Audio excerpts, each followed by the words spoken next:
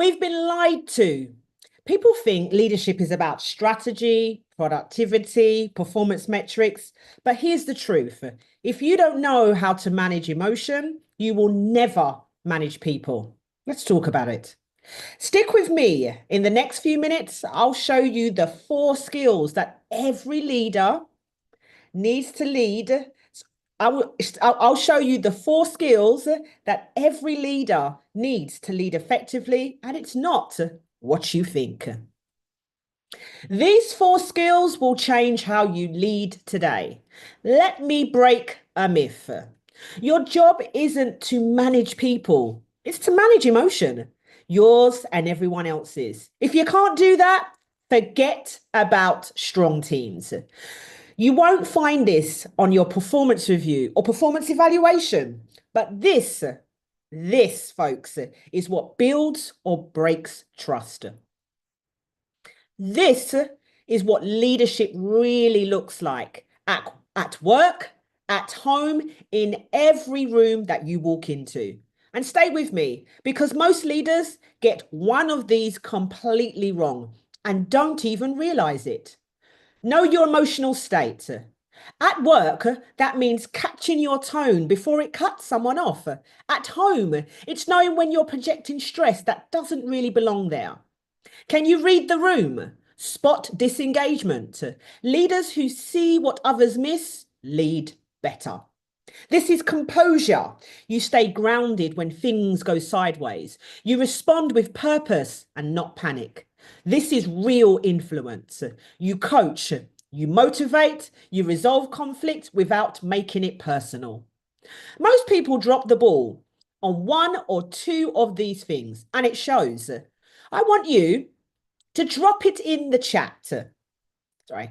My apologies, everybody. I want you to drop it in the chat. When you see this actually happen, what does it look like and how does it make you feel? So let's look at what it really looks like when EQ shows up or when it doesn't. Let's make this real, folks. EQ isn't a theory. It's a behavior. It shows up in the moment. It starts with self-awareness.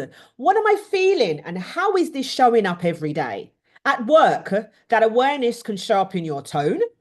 At home, it can stop an argument before it starts. Can you stay grounded when things go wrong? That's what earns trust, not titles. And when it's tough, do you adjust or do you shut down? EQ leaders adapt, not to please, but to connect. Connect. They listen, they adjust, and they lead with impact. This is emotional intelligence in action. And now let's see what that actually looks like. Let's make it personal. You've worked with all kinds of leaders, some who lead with emotional intelligence and some who didn't. They did not know the difference. Here's an activity that I'd like you to do. We're going to spot what sets them apart. So think back to 2 leaders that you've worked with who really embodied emotional intelligence and one who really missed the mark. Ask yourself these 3 things. What did they say or do that really stood out? How did they handle stress, feedback, or conflict? What impact did they have on morale, communication, or trust? Now take a minute. I want you to write down 3 to 5 behaviors that you observed from each of these leaders. Drop one word or phrase in the chat about something that stood out about the high EQ leader. And if you're watching the replay, pause here and actually do this And for those that are watching the live, I want you to complete when you get a chance after the live has ended. Reflection, this is where real growth starts. This is when leadership is built, not in theory, but in how you choose to show up every single day at work and at home. Let's bring this home now. Whether you're leading a team or just leading yourself, high EQ leaders do these four things. If you've been listening but not taking notes, this is the time to lock it in. These four shifts will change how people experience you. This is the split second that shifts everything. It's intention over impulse. Crisis reveals who you really are. People remember how you show up. EQ leaders don't default, they adapt, not to please, but to connect. Listening isn't agreement, it's leadership, and it builds fast trust. If you're doing two or three of these things already, yes, I need you to keep going. And if not, I need you to start here right now. This is your blueprint.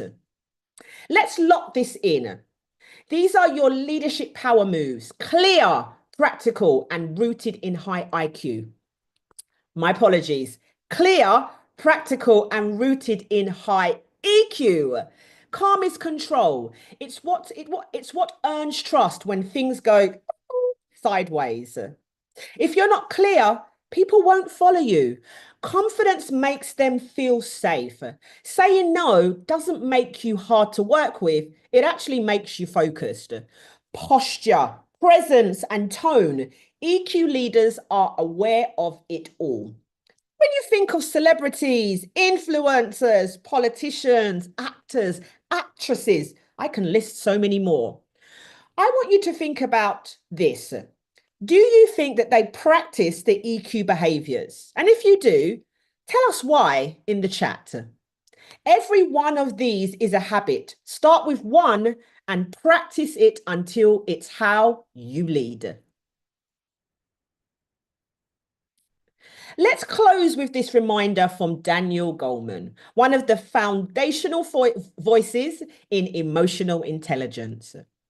If you don't have self-awareness, if you can't manage emotion or lead with empathy, it doesn't matter how smart you are, you won't go far.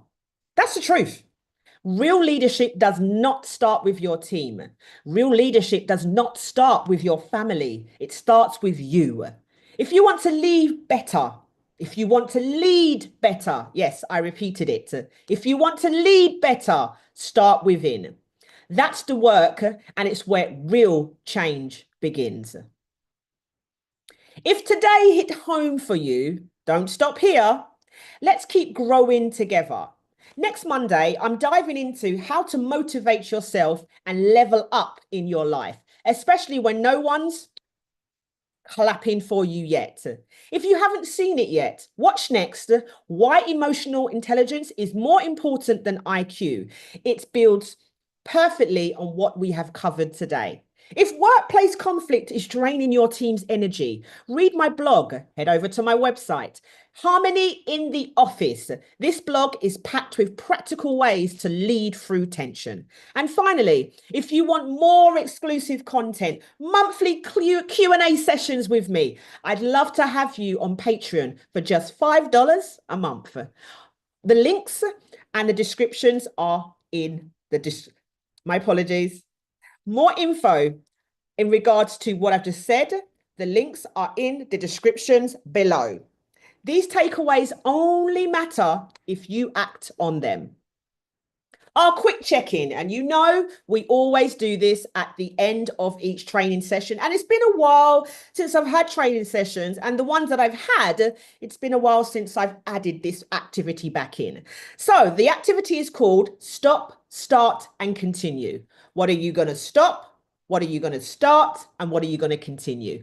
What do you need to stop doing that drains your energy? What can you start doing that builds emotional intelligence? And what's the one thing that you want to continue doing to lead with impact? Thank you for being here. If this session helped you shift your mindset, that's leadership in action. If you're watching the replay, like, share, and subscribe. It helps others find this message and grow with you. Before I say goodbye, you know what I'm going to say next. As always, remember to learn, love, and live. Stay blessed.